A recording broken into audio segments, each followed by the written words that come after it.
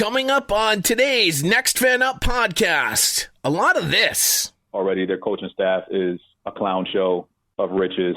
And if you like the circus, definitely watch the Jets coaches on the sideline. Stupid Jordan Howard. Why are you getting mad at me? The guy has a shoulder injury. What do you want me to do? I'm angry at Jordan Howard. I'm also angry at shoulder injury. I'm also angry at Cooper Kupp and at Delvin Cook and at Brashad Perriman.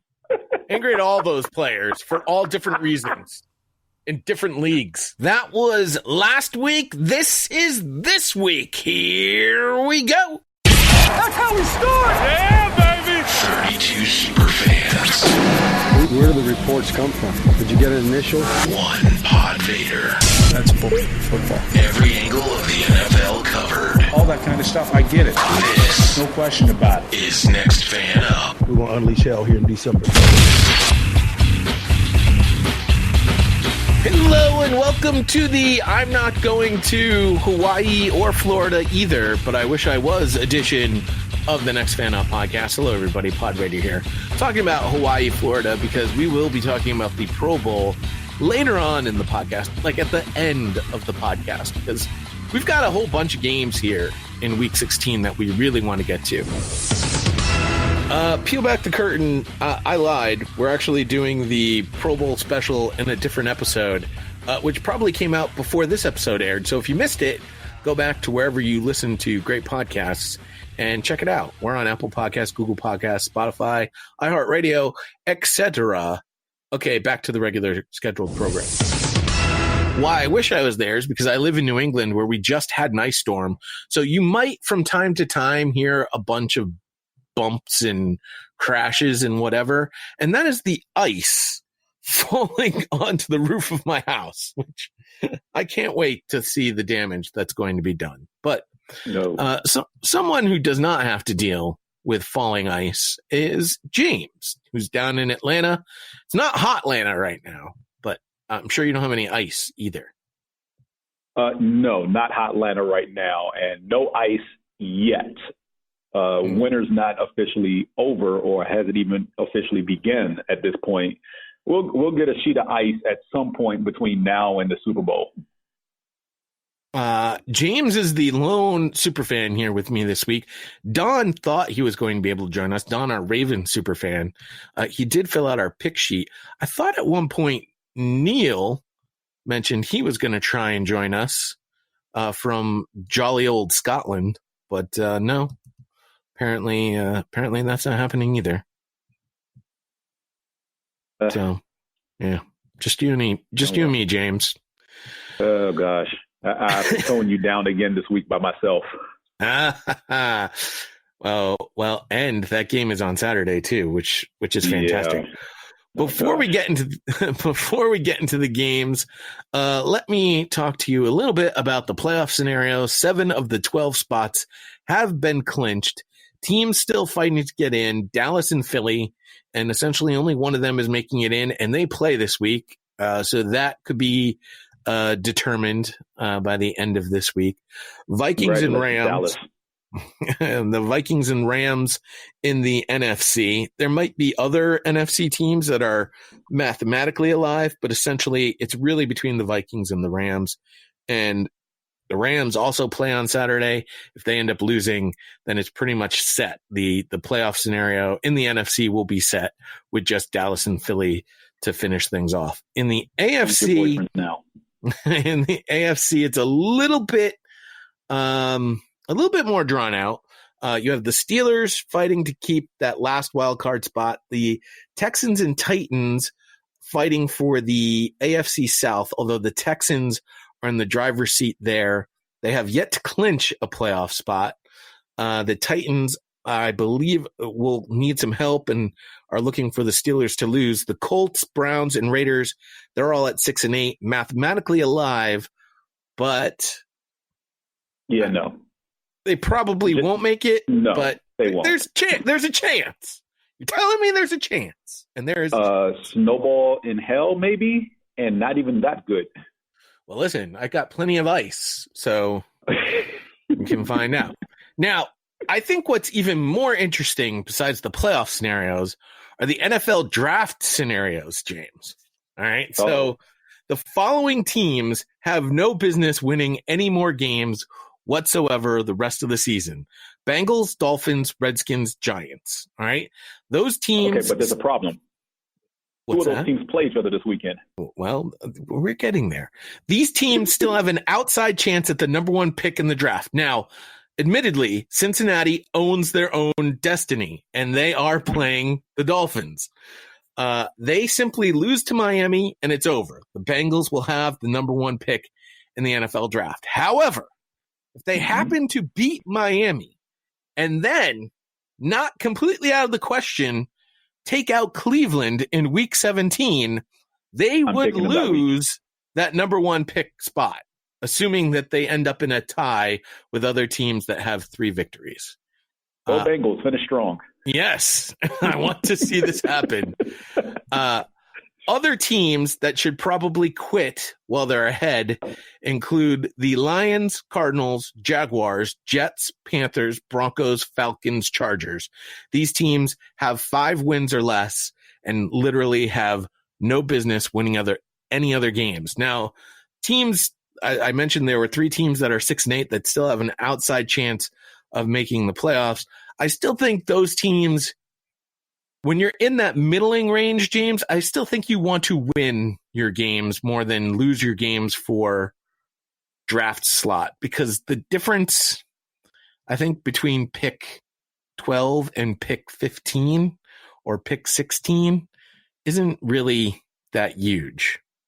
I could be wrong. Actually, I mean, look, you can extend that from like pick 12 to pick 22, honestly. Those middle picks is pretty much, I'm not going to say that, well, one, as an audience, most people probably tune out after the top 10. But those guys, I mean, you're going to get solid players who have something to prove because they weren't a top 10 draft pick, especially if someone at their position was drafted higher that they don't believe is better than them.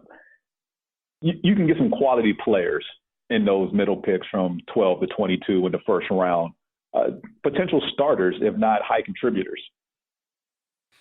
Now, the Giants beat Miami, correct?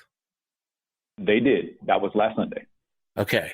So if the Giants are one of those 3-win teams with Miami, then the Giants are out of it already. So we're really looking at Miami and Cincinnati, maybe Washington. I don't know where Washington stacks up with these 3-win teams.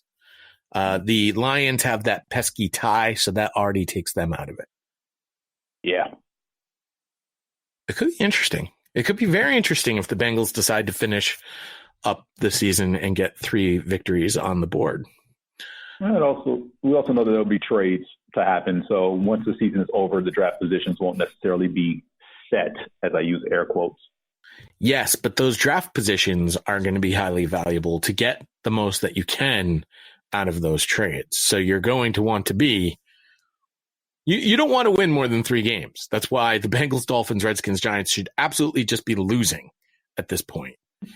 And all those other teams I mentioned should also not be looking to improve their team whatsoever. They should just hang it up, go home, call it a season. See you later. Talk to you next year. Yeah, the Dolphins tried that at the beginning of the year, and they stumbled into 3 wins.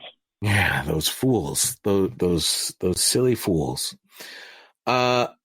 Speaking of 3 wins and stumbling into them, I unfortunately did not, which is very disappointing.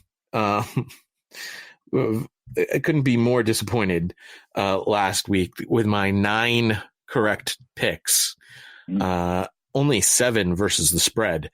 I had no idea what I was talking about last week, apparently. However, quite a few of us didn't. Well, you know who did? Monty had 13 picks correct last week. Monty needs to be a more regular occurrence on this podcast. Does that include the last game in Oakland? I don't know if he got that one right or not. You know what? I think now that the week is done, I can actually go look at his picks. Let's go find out. Monty's pick for the last game in Oakland. No, he got that one wrong. It would have been 14-2. So close. He, as I'm sure everyone else in America, got the San Francisco 49ers game wrong because 97% had picked San Fran to win that game. 91% had the Raiders winning that game. And then 80% had the Cleveland Browns beating the Arizona Cardinals. And that too. I was not part of that 81%. I picked the Cardinals last week. Well, that was an incorrect pick if you had picked the Cleveland Browns like 80% of America did. So there you go. Newsflash, I'm not picking the Browns for the rest of the season. That is that's interesting. That is for sure. All right, let's jump into the games, shall we? And we have 3 games on Saturday, which is an exciting development. And quite honestly, I know college football owns Saturday, but this is so much nicer to have a group of games on Saturday and then Sunday, and then I can live with Monday Night Football. I mean, quite honestly, if we just had football on Saturday and Sunday, that'd be so nice. Make life so perfect. Hey, it's a big game on Monday night. Their finale of the year. Well, listen, I certainly don't want Thursday night football. That's ultimately, I don't think no one wants Thursday night football. If we can figure out a way to get rid of Thursday night football and have the pros and the college teams play nice with each other on Saturday, that'd be much appreciated. However, that's not going to happen. No. So, and the reason why there's a Thursday night game is because it's another prime time game. They charge more for advertising, blah, blah, blah. Houston Texans at 1:00 are 9-5. They will be at the Tampa Bay Buccaneers, who are 7-7. The Bucs move up to 17th in our power rankings. The Texans remain steady at number 10. The spread, the Texans are favored by 3 points in this particular game. Now, the Texans will need to win to clinch the division for a second straight season. And for the 4th time in the last 5 years, Houston would join New England and Kansas City as the only NFL teams with 4 or more division titles since 2015. So as much slack, I'll say, that has been given to Bill O'Brien, he has a playoff-bound team almost every year, James. Yeah, the problem is he doesn't win those games, Pod. Yeah. What's the record in those games? 0 and something? Might be. Mm-hmm. Speaking of guys who have losing, and here's the thing: they're winning the division, so you're getting a home playoff game. Yeah, you have to win one time at least. I get it; it's the playoffs. Everyone's coming in there. I get you're hosting in the wild card round, and yeah, some of the times they've had key players not available for that home playoff game. I understand all that, but they haven't won a game since the last time they beat the Bengals in the playoffs. Well, not everyone can be the Patriots. What can I say? Oh, God. It's too early for that. Speaking of which, Jameis Winston became the first quarterback with 450-plus passing yards in consecutive games in NFL history while throwing 1 million interceptions. That's not true. Did throw 1, though, last week. The Bucs turnover ratio is -8. That's with 25 takeaways on the season, but 33 giveaways. 24 of them have been interceptions by Jameis Winston. So this team is currently 7-7. If you eliminate those interceptions, and let's just say he had Tom Brady's 8, right? Tom Brady has 8 interceptions. Just cut it in half. They'd be a 10-win team by now. Yeah, you'd probably at least be 9-5 right there with the Texans instead of 7-7. Definitely have 2 more wins under your belt. So, I mean, I don't know what you do if you're Tampa Bay. Jameis Winston's contract is up. We've talked about this ad nauseum. This was sort of Jameis's prove it year. It would be so difficult for me as a fan to be like, well, he puts up the yards, he throws a lot of touchdowns, but man, he throws a lot of interceptions too. Yeah, it's no different than, any other, quote, named quarterback in the league at this point, like a Stafford or a Manning or a Rivers. And he has 2 Pro Bowl wide receivers too. It's not like he doesn't have weapons. Oh, no. And trust me, if it weren't for those 24 interceptions, he'd be probably the starting quarterback for the NFC squad just based on the rest of his numbers alone. He leads the conference in yards passing and touchdowns thrown. But again, as we've attested to, he's turning the ball over way too much. And it's not just the interceptions. I believe he's lost 5 fumbles